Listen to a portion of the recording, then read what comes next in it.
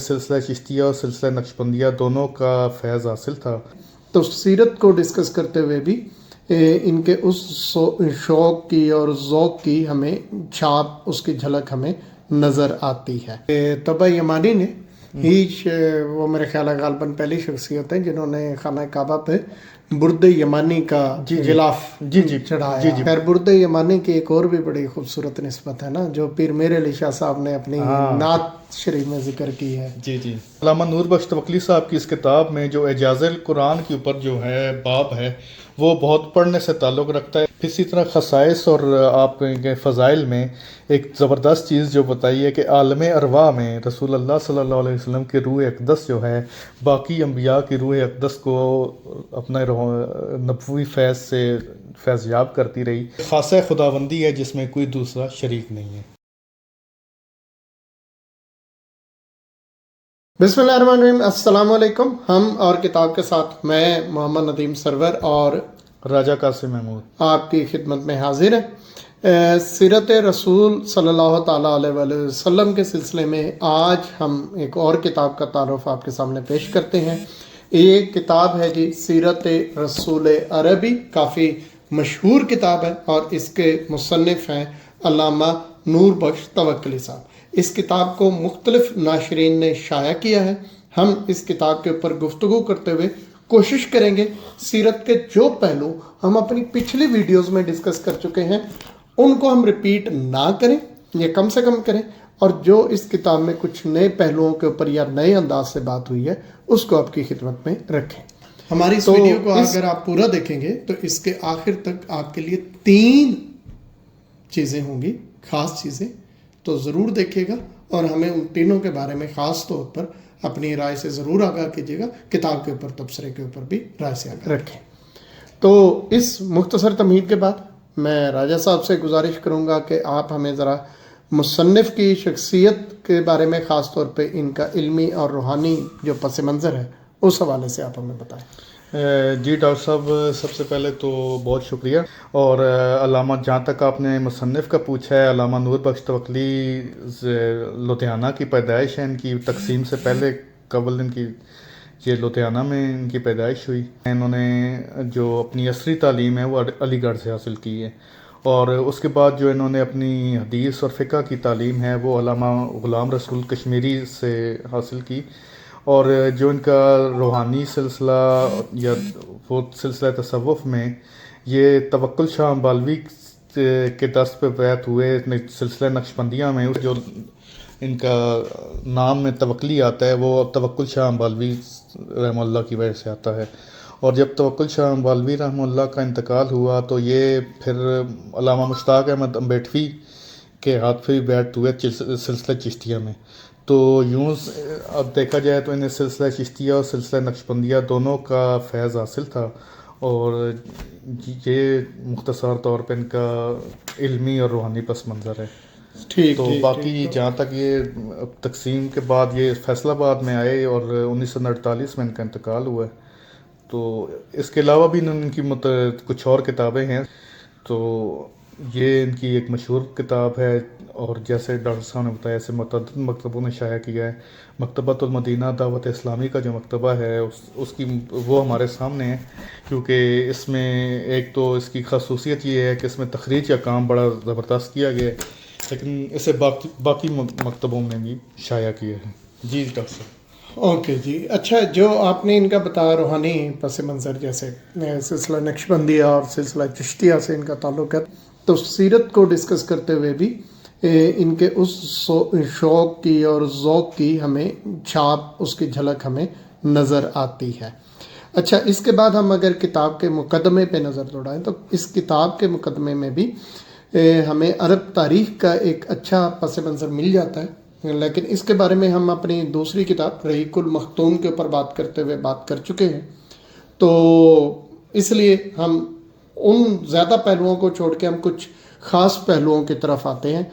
جیسے کہ راج صاحب انہوں نے ذکر کیا ہے طبع یمنی نے جو مدینہ پر حملہ کیا. جی، طبع یمانی کا ذکر ہے. طبع یمانی نے مدینہ پر حملہ کیا، اور پھر بعد میں وہ رک کے یہودی علماء کی پھر کچھ بنی اسرائیل کے علماء کی وجہ سے یہاں سے رک گئے اور پھر اپنے بیٹے اب یہاں پہ کچھ مکانات خریدے، جن سے پھر انہی کی نسل میں سے آگے جو ہے وہ جو جب رسول اللہ صلی اللہ علیہ وسلم کے دور کے یہودی تھے، وہ کہا جاتا ہے کہ اسی نسل سے تھے، اور وہ ان کو معلوم تھا کہ اس خطے میں ایک نبی جو ہے وہ آئے گا۔ دوسرا اس میں جو آپ نے جیسے کہا کہ عرب کی قدیم تاریخ میں آپ صلی اللہ علیہ وسلم کے آباء و اجداد کا ذکر ہے، تو اس میں ایک تنازع فیر آپ صلی اللہ علیہ وسلم کے ہی جو نسب میں فیر بن مالک آتے ہیں، ان کا حسان بن عبد الکلال کے ساتھ ایک جھگڑا چلا کہ حسان یمن سے تعلق رکھتا تھا۔ اس نے کوشش کی کہ میں کعبہ کے پتھر اٹھا کے انہیں یمن لے جاؤں تاکہ جو اہمیت مکہ کو ہے وہی وہ یمن کو مل جائے۔ تو اس پر ان کا تنازع ہوا۔ وہ حمیر سے اس کے قبیلے کا نام حمیر بتایا ہے، تو ان کا درمیان ایک تنازع ہوا، تو فیر بن مالک کو فتح ہوئی، جس میں سارے باقی قبائل جو مکہ کے قبائل تھے انہوں نے فیر کا ساتھ دیا، اور حمیری قبائل نے حسان بن عبد الکلال کا ساتھ دیا۔ تو ایک یہ ہے۔ پھر ابرہہ کے بارے میں بتایا کہ ابرہہ کیسے اقتدار میں آیا اور کیا تنازع بنا، جس کی وجہ سے اس کو پھر بعد میں مکہ پہ حملہ کرنے کی کوشش کی گئی، تو لیکن پھر مکہ میں اس کا حملہ کیسے ناکام ہوا اور کیسے، اس کے بارے میں تو ہم پہلے بھی بات چیت ہو چکی ہے، اور وہ تو اس کے باقی بھی سیرت کی کتابوں میں اس چیز کو ڈسکس کیا گیا ہے، لیکن میں سمجھتا ہوں کہ جتنے پیارے طریقے سے اسے علامہ نور بخش توکلی نے کیا ہے وہ بہت کم آپ کو دوسری کتابوں میں آپ کو ملے گا۔ ہاں جی، بہت شکریہ۔ اچھا، اس میں سورہ فیل میں بھی اسی واقعے کا ذکر ہے نا، جی ابرہہ والے واقعے کا۔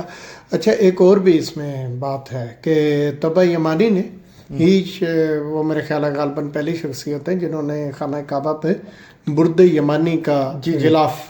چڑھایا۔ جی بالکل، یہ بھی بتایا ہے۔ خیر، برد یمانی کی ایک اور بھی بڑی خوبصورت نسبت ہے نا، جو پیر میر علی شاہ صاحب نے اپنی نعت شریف میں ذکر کی ہے۔ جی لاہو مختو مختت برد یمن، من بھاوری جھلک دکھاؤ سجن، اوہا مٹھیاں گالی الاؤ مٹھن، جو وادی ہمراہ کر سنیا۔ سو برد یمانی کی ایک نسبت انہوں نے بتائی اور ایک نسبت پھر میرے علی شاہ صاحب نے بتائی۔ خیر، اچھا، آپ کے آباء و اجداد کے ذکر کے حوالے سے دارالندوہ کا جو قیام تھا وہ ذکر ہم کر چکے ہیں دوسری کتاب میں۔ اس کتاب میں انہوں نے غالباً حضرت فہر بن مالک کے حوالے سے یہ بات کی ہے کہ انہوں نے مزدلفہ پر روشنی کا بھی اہتمام کیا۔ جی یہ بالکل۔ ہاں، اور اس کے بعد جیسے انہوں نے ذکر کیا ہے جی جناب ہاشم کی سخاوت کا، جی بالکل، اور پھر حضرت عبد المطلب اور حضرت عبداللہ کا، اس کے بارے میں اگر آپ تھوڑا سا مختصر بس۔ جی، حضرت ہاشم کے بارے میں تو پہلے بھی ہم نے ڈسکس کیا کہ جب مکہ میں قید پڑا تو انہوں نے روٹی کا چورا بنا کے اہل مکہ کو کھلایا، اور اس قید کے زمانے میں انہوں نے اپنی سخاوت کا مظاہرہ کیا۔ تو حضرت عبد المطلب کے بارے میں تو انہوں نے بتایا کہ وہ مواحد تھے اور بت پرستی سے دور تھے، زنا اور بدکاری سے بچنے والے تھے، اور ان کا حضرت عبد المطلب کا اصل اپنا نام تو شیبہ تھا۔ تو یہ عبد المطلب کیسے بنے اس کے بارے میں بھی آپ کو اس بارے میں کتاب میں ذکر ہے کہ ان کے چچا جو مطلب تھے وہ انہیں جب واپس لے کر آئے تو انہوں نے کہا کہ میرے عبد ہیں، تو یہاں سے عبد المطلب بنے۔ تو یہ پھر حضرت عبد المطلب کی اپنی شان تھی سرداری کے حوالے سے۔ انہوں نے جب ابرہہ کا لشکر آیا تو اس کے ٹائم مکہ کی اہل مکہ کے سربراہ جو تھے وہ حضرت عبد المطلب تھے، تو وہ سارا جو حضرت عبد المطلب کے پاس پھر یہ جو ایک اور سلسلہ کے جو ان کے پاس برکات تھی وہ رسول اللہ صلی اللہ علیہ وسلم کا جد ہونے کی وجہ سے اس کو بھی ذکر کیا گیا ہے۔ جی، اور حضرت عبداللہ رضی اللہ تعالیٰ عنہ کے حوالے سے تو ہم اپنی پچھلی ویڈیو میں گفتگو کر چکے ہیں کہ جیسے حضرت بی بی آمنہ رضی اللہ تعالیٰ عنہ نے ان کے بارے میں اشعار میں فرمایا جو ان کی وصال کے اوپر کہے۔ اچھا، اب تھوڑا سا میں آپ سے چاہوں گا کہ آپ تھوڑا سا جیسے ان کے ہم نے علامہ نور بخش صاحب کے روحانی پس منظر کے حوالے سے بات کی اور یہ بھی کہا کہ کتاب کے اندر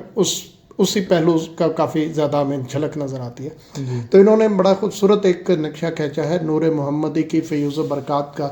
جو شروع ہوئی حضرت آدم علیہ السلام سے جی اور پھر بی بی آمنہ تک کیسے آئیں. تو اگر مختصر اس پہ بات کر لیں. جی یہ بڑی زبردست اس میں ہے کہ رسول اللہ صلی اللہ علیہ وسلم کا جو نور مقدس ہے وہ اس کے طفیل، اس کی برکت سے جو آپ صلی اللہ علیہ وسلم کے پوری جد کی جو لڑی ہے اس میں کوئی بھی ایسا، یعنی کہ سب کے سب پاک باز تھے، سب ایک نکاح کے اس سلسلے سے جڑ کر اس دنیا میں آئے ہیں. اور یہ علامہ نور بخش توکلی صاحب نے کہا ہے کہ یہ سب رسول اللہ صلی اللہ علیہ وسلم کا نور کا فیض تھا،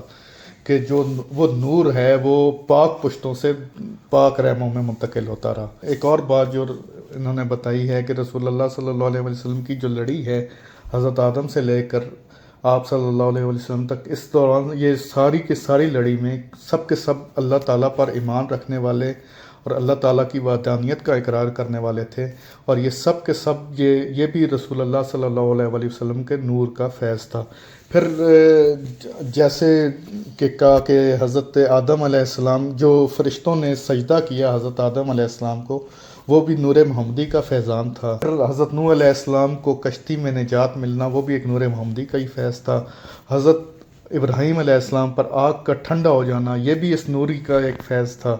پھر حضرت موسیٰ علیہ السلام کا طور پر جانا، اور وہ ہے یہ بھی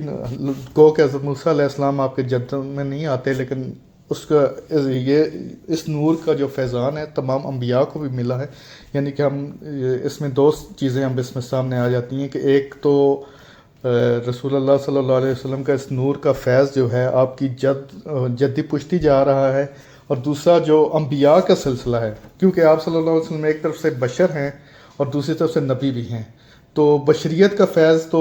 حضرت آدم سے لے کر اور جو حضرت عبداللہ، حضرت عبدالمطلب اور حضرت ہاشم سے اوپر جا رہا ہے، ایک وہ چلا، اور ایک انبیاء کی جو لڑی ہے تو اس میں بھی وہ سارا سلسلہ اس نور کے فیض سے چلتا رہا. اور اسی نور کے فیض سے ہی جو حضرت عبدالمطلب کا نور تھا، اسی نور سے ہی ابراہ جو ہے وہ مروب بھی ہوا. اس کے جو ابراہ کا اور حضرت عبدالمطلب کا مکالمہ ہے وہ اس میں ملتا ہے کہ ابراہ جو ہے آپ کو حضرت عبدالمطلب کو دیکھ کے اس ایک متاثر بھی ہوا، حالانکہ گو کہ وہ مخالف لڑنا آیا تھا. تو یہ سب مصنف نے بتایا ہے کہ رسول اللہ صلی اللہ علیہ وسلم کے نور کا فیضان تھا. بلکہ آپ کے فیض کا ہی اثر تھا نا کہ حضرت عبدالمطلب نے جب یہ مطلب ایک طویل واقعہ میں مختصر بتاؤں تو انہوں نے ایک منت مانگی تھی کہ اس کی تکمیل کے لیے جب آپ کو خانہ کعبہ میں قربان کرنے کا ارادہ کیا تو اس پہ سرداران قریش تڑپ اٹھے تھے کہ اگر آپ نے اپنے بیٹے کو اس طرح سے قربان کر دیا تو پھر عرب میں کوئی بھی مرد نہیں بچ سکے گا، کوئی بھی مرد اپنی یعنی کوئی بھی والد اپنی اولاد کو نہیں بچا سکے گا. اتنا یعنی ان کا اکرام تھا کہ ان کے اس فعل کی ان کو بھی لگتا تھا کہ اس حد تک تقلید ہوگی. اور پھر اس وقت کی رسم کے مطابق ایک شخص کی جو جان تھی اس کے بدلے میں 10 اونٹ ہوا کرتے تھے، لیکن آپ کا جو فدیہ ایک پورے پروسیس کے تحت نکالا گیا تو حضرت عبداللہ کا فدیہ 100 اونٹ آئے تھے. تو یعنی جو انسانی جان کی ایک عظمت ہے اور اس کی توقیر میں اضافہ ہے، وہ تو آپ صلی اللہ علیہ وسلم کی نسبت سے آپ کے دنیا میں تشریف لانے سے پہلے سے ہی اس کی توقیر بڑھ گئی. بالکل، یہ بہت زبردست بات ہے، بہت زبردست بات ہے. اچھا، اس میں امام ابو حنیفہ کے اشعار جو ہے نا وہ میں جو ان کا ترجمہ میں کرنا چاہتا ہوں وہ اسی سلسلے میں لکھے ہیں اور ان کا میں ترجمہ آپ کے سامنے پیش کرتا ہوں. ڈاکٹر صاحب دیکھیے گا، آپ صلی اللہ علیہ وسلم کی وہ مقدس ذات ہے کہ اگر آپ نہ ہوتے تو ہرگز کوئی آدمی پیدا نہ ہوتا، نہ کوئی مخلوق پیدا ہوتی. اگر آپ نہ ہوتے، آپ وہ ہیں کہ آپ کے نور سے چاند کو روشنی ہے، سورج آپ ہی کی نور زیبا سے چمک رہا ہے. آپ وہ ہیں کہ آدم سے لغزش کے سبب آپ کا وسیلہ پکڑا تو وہ کامیاب ہو گئے، حالانکہ وہ آپ کے باپ ہیں. آپ ہی کے وسیلے سے خلیل نے دعا مانگی، تو آپ کے روشن نور سے آگ ان پر ٹھنڈی ہو گئی اور بجھ گئی۔ ایوب نے اپنی مصیبت میں آپ کو پکارا تو اس پکارنے پر ان کی مصیبت دور ہو گئی۔ مسیح آپ ہی کی بشارت اور آپ ہی کی صفات حسنہ کی خبر دیتے اور آپ کی مدح کرتے ہوئے آئے۔ اسی طرح موسیٰ آپ کا وسیلہ پکڑنے والے اور قیامت میں آپ کے سبزہ زار میں پناہ لینے والے رہے۔ انبیاء اور مخلوقات میں سے ہر مخلوق اور فرشتہ اور پیغمبر آپ کے جھنڈے تلے ہوں گے۔ ہاں جی، بالکل وہی بات ہے کہ رخ مصطفیٰ ہے وہ آئینہ، کیا اب ایسا دوسرا آئینہ نہ کسی کے بزم خیال میں، نہ دکان آئینہ ساس میں۔ بالکل تو خیر اس بات سے اگر ہم آگے چلیں تھوڑا سا، جی وہ ابواب تو بعد میں آتے ہیں، لیکن جیسے ہماری گفتگو چل رہی ہے تو اس حوالے سے اگر آپ کے حلیہ مبارک کے اوپر انہوں نے جو باب لکھا ہے جی جی اس کا ذکر کیا جائے تو دیکھیں حلیہ مبارک کا نا بڑی زبردست آپ صلی اللہ علیہ وسلم کی جسمانی اعضاء کا ایک ایک عضو کے بارے میں انہوں نے الگ سے باب باندھا ہے اور اس کے اوپر لکھا ہے کہ اور پھر اس کی لطافت اور اس کے جو کمالات ہیں وہ بیان کیے ہیں۔ جیسے کہ آپ صلی اللہ علیہ وسلم کی ہم کہیں کہ آواز کا ذکر کیا ہے، تو آپ صلی اللہ علیہ وسلم کی آواز کا یہ معجزہ تھا کہ جس طرح جتنا دور والا آپ کو، جتنا نزدیک والا آپ کو سنتا تھا کلیئر، اتنا ہی دور والا بھی آپ کو بڑا کلیئر سنتا تھا۔ اس لیے حجۃ الوداع کے موقع پر جو کم و بیش 1,24,000 صحابہ اور صحابیات کا مجمع تھا، اس میں جو صحابی آپ صلی اللہ علیہ وسلم کے قریب کھڑے تھے ان کو بھی آپ صلی اللہ علیہ وسلم کی بات اتنی ہی کلیئر نظر سنائی دے رہی تھی جتنی کہ آپ صلی اللہ علیہ وسلم جو آخری جو صحابی کھڑے تھے ان کو بھی اسی طرح سنائی دے رہی تھی۔ یہ آپ صلی اللہ علیہ وسلم کی آواز کا معجزہ تھا۔ پھر اس طرح آپ کی سننے کی جو بصارت ہے، تو آپ صلی اللہ علیہ وسلم جو ہے وہ کچھ واقعات جو ملتے ہیں کہ جانوروں کے رونے سے کا آپ کو معلوم ہو جاتا تھا۔ اس کے علاوہ رسول اللہ صلی اللہ علیہ وسلم کے لابدان کے جو معجزات ہیں، جیسے کہ غزوہ خیبر میں حضرت علی کی آنکھ کے اوپر لابدان لگنے سے جو آنکھ دکھ رہی تھی وہ بالکل ایسے ٹھیک ہوئی کہ جیسے اس میں تکلیف نہیں تھی۔ اس طرح آپ صلی اللہ علیہ وسلم کی شکم کا، آپ صلی اللہ علیہ وسلم کی آنکھوں کا، بالوں کا، ہر ایک اعضاء کے ذکر کے بارے میں بڑی زبردست گفتگو، آپ کو بڑی لطافت اور اس کے کمالات کو آپ بڑے بخوبی اس میں ملاحظہ کر سکتے ہیں۔ جی تو اچھا، اس کتاب میں ظاہر ہے آپ صلی اللہ علیہ وآلہ وسلم کی جو ہمارے سامنے حیات تھی مکہ شریف میں اور مدینہ شریف میں، اس کا بھی ذکر ہے، لیکن اس کے اوپر چونکہ ہم گفتگو زیادہ کر چکے ہیں تو اس اور عمومی ہماری گفتگو کا جو ہم سیرت کے اوپر مختلف کتابوں میں اور کورسز میں پڑھتے ہیں اس میں بھی اس کا ذکر ہوتا ہے، اس لیے ہم اس کو تھوڑا سا مطلب اس کے اوپر اتنی بات نہیں کریں۔ جی بالکل، اس میں اتنا بتا دوں کہ علامہ نور بخش توکلی صاحب نے زمانی ترتیب کے لحاظ سے ہی جو ہے نا رسول اللہ صلی اللہ علیہ وسلم کی سیرت بیان کی ہے، لیکن ان کے جو مکی دور ہے اس کی نسبت مدنی دور کی ذرا زیادہ تفصیلات ہیں، اور جو غزوات کے متعلق جو معرکہ آرائیاں ہوئی ہیں 1 to 1 ہوئی ہیں، یا جو کفار مسلمانوں کے ہاتھوں قتل ہوئے ہیں، یا جو مسلمان شہید ہوئے کفار کے ہاتھوں، اس کے بارے میں آپ کو بڑی اچھی معلومات ان غزوات میں مل سکتی ہیں کہ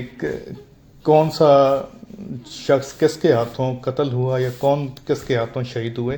تو اس کے بارے میں اتنا میں صرف اس میں ایک ایڈ کرنا ضروری سمجھتا تھا۔ تو باقی آپ کی بات درست ہے کہ ایک وہ زمانی ترتیب کے لحاظ سے جیسے باقی سیرت کی کتابوں میں چلتا ہے، وہ علامہ نور بخش توکلی صاحب نے بھی وہی چیز اختیار کی ہے۔ اچھا، ہم جو خاص ابواب ہے جی ٹھیک ہے، اس میں آپ کے حلیہ مبارک پر ایک باب تو ہے جی اس میں آپ کے معجزات کے اوپر بھی باب ہے، اور معجزات میں خاص طور پہ میں چاہوں گا آپ بات کریں جو قرآن مجید کے اوپر انہوں نے بحث کی اور بات کی ہے یہ وہ کہیں کہ معجزات کے باب میں، ویسے تو معجزات کی باقی بھی جو سیرت کی کتابیں ہوتی ہیں، جب معجزات کا ذکر آتا ہے تو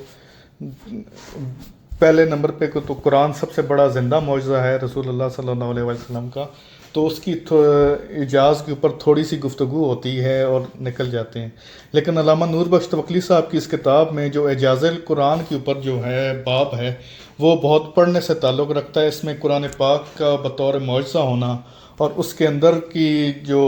اس کے کلام کی خوبیاں ہیں، اس کے اوپر جو علامہ نور بخش توکلی نے گفتگو کی ہے، اس سے معلوم ہوتا ہے کہ علامہ نور بخش توکلی کا صرف سیرت کا مطالعہ نہیں تھا، ان کا قرآن کا مطالعہ بھی بڑا ٹھوس تھا، اور قرآن کی جو اس کے معنی کے اوپر بھی ان کی دسترس بہت عمدہ تھی. تو جو میں جس نے بھی یہ کتاب پڑھی ہے، میں اس سے سب سے پہلے کہوں گا کہ ویسے تو پوری کتاب ہی کمال کی ہے، لیکن جو یہ اعجاز القرآن کے اوپر باب ہے معجزات میں سے، وہ اس سے ضرور پڑھے. اور اس کے اوپر تو میں سمجھتا ہوں کہ جو قرآن کے ماہر جو جن کا اڑنا بچھوڑنا یا تعلیم القرآن سے جن کا تعلق ہے، اگر وہ اس کے اوپر مزید تفصیل سے ان کے اوپر روشنی ڈالیں، جو انہوں نے قرآن پاک کے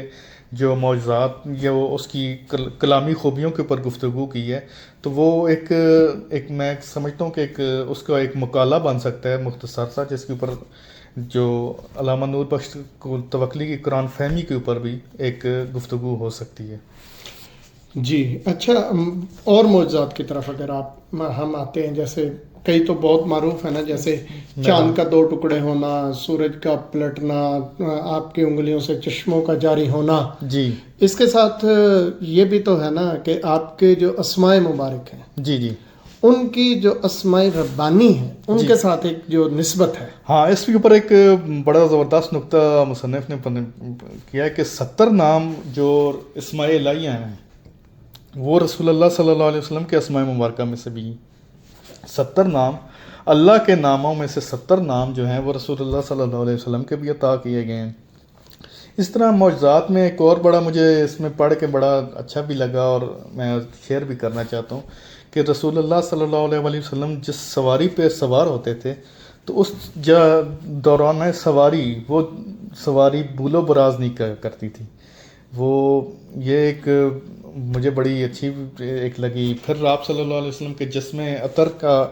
بیان ہے، جسم عطر کے اوپر کبھی مکھی نہیں بیٹھی. یہ تو خیر سے سب انبیاء کا یہ خصائص میں آتا ہے. اور آپ نے بات کی کہ حلیہ مبارک کی، تو اس طرح آپ صلی اللہ علیہ وسلم کے خلق اور خلق دونوں کے اوپر گفتگو کی گئی ہے، دونوں کو الگ الگ بیان کیا گیا ہے. آپ صلی اللہ علیہ وسلم کے اخلاق کریمانہ کے اوپر بھی بڑا ایک پورا باب ہے، اور اخلاق کریمانہ میں آپ صلی اللہ علیہ وسلم کے اخلاق کے جو مختلف نورانی کرنے ہیں، جو شجاعت ہے، آپ صلی اللہ علیہ وسلم کی سخاوت ہے، جود و سخا ہے، آپ صلی اللہ علیہ وسلم کی نرم گفتاری ہے، اس سب کے اوپر احادیث کی روشنی میں مصنف نے گفتگو کی ہے اور بتایا ہے کہ آپ صلی اللہ علیہ وسلم کے اخلاق کی جو نورانی کرنے تھیں وہ بھی کتنی روشن تھیں. جی ڈاکٹر صاحب. اچھا، اخلاق کے اوپر چلیں. آپ نے اچھا ساتھ یعنی دونوں پہلوؤں سے کر لیا کہ آپ کے جو خلقی اور خلقی، خلق اور خلق دونوں حوالوں سے ماشاءاللہ اچھی آپ نے بتا دیا. اچھا، آپ کے ازواج پہ کے حوالے سے اور امت کی جو خصوصیات آپ کی نسبت سے عطا ہوں. بالکل، یہ ایک اور بڑا زبردست چیز ہے کہ اس میں ازواج مطہرات کے بارے میں اور آپ صلی اللہ علیہ وسلم کی اولاد کے بارے میں بھی آپ کو بڑی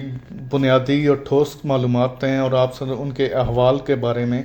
ایک اچھی گفتگو ہے. پھر امت کو جو رسول اللہ صلی اللہ علیہ وسلم کی وجہ سے جو ان کے اوپر آسانیاں ہوئی ہیں، جو اللہ تعالیٰ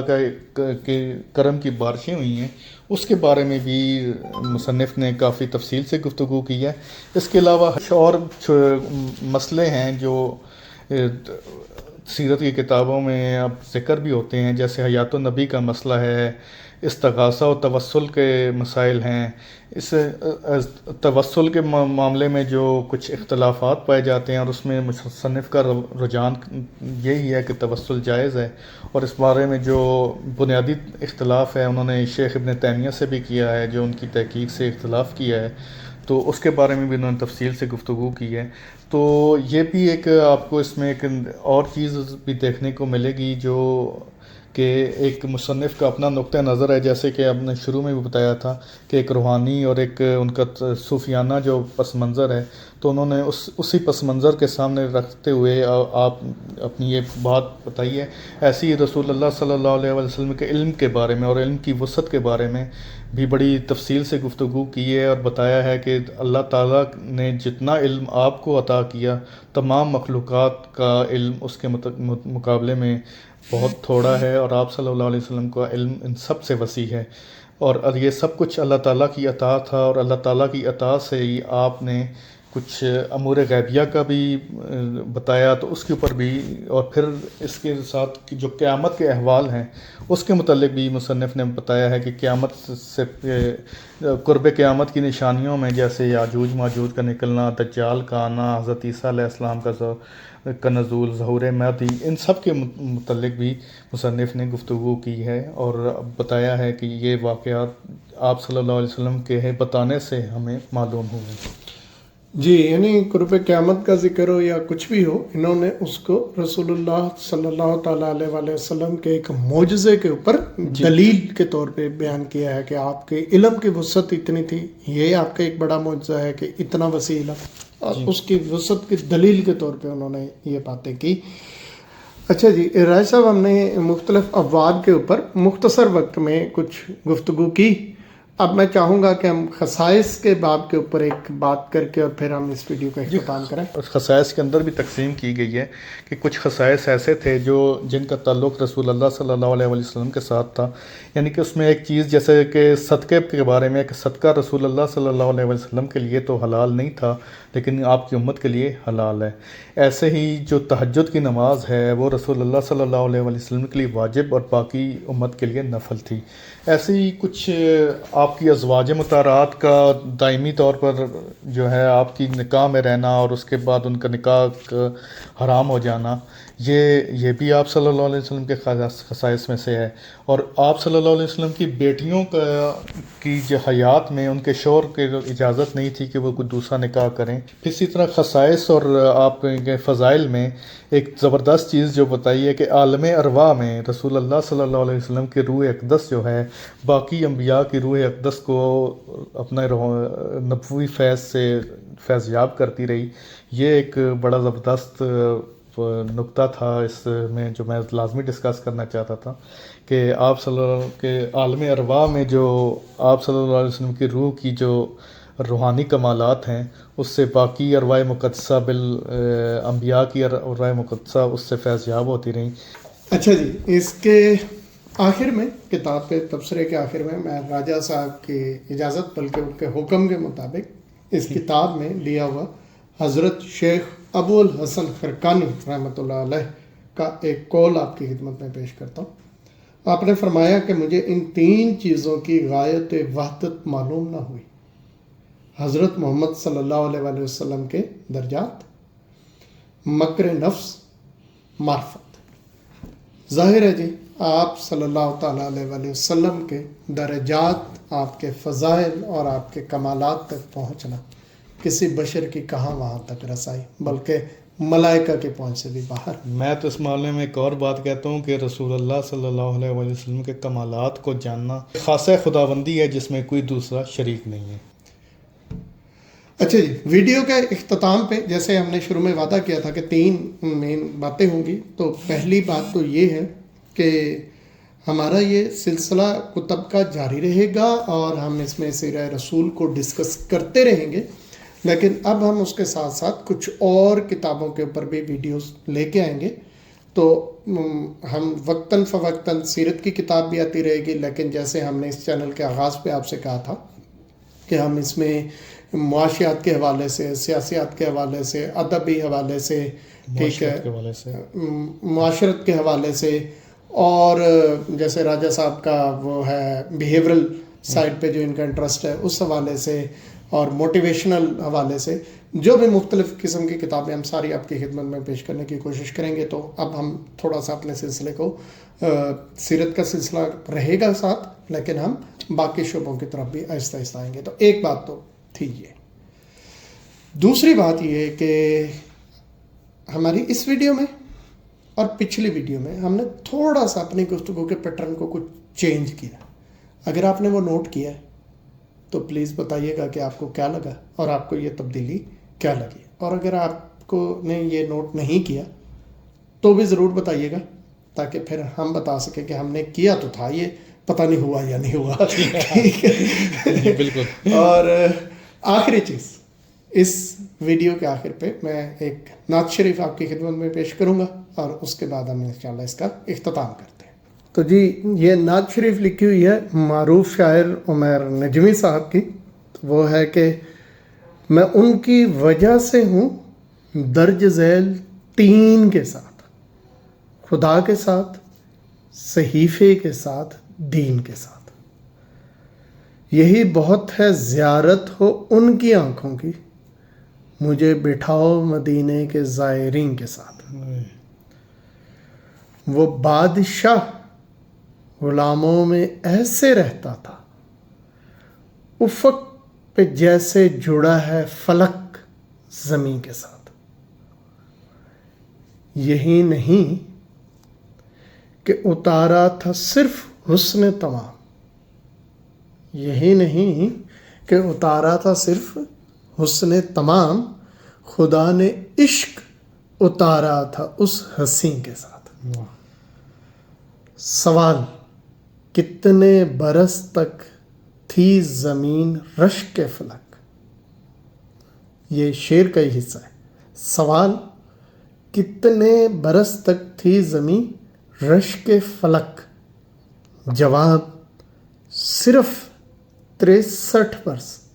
یقین کے ساتھ. بہت شکریہ، جزاک اللہ.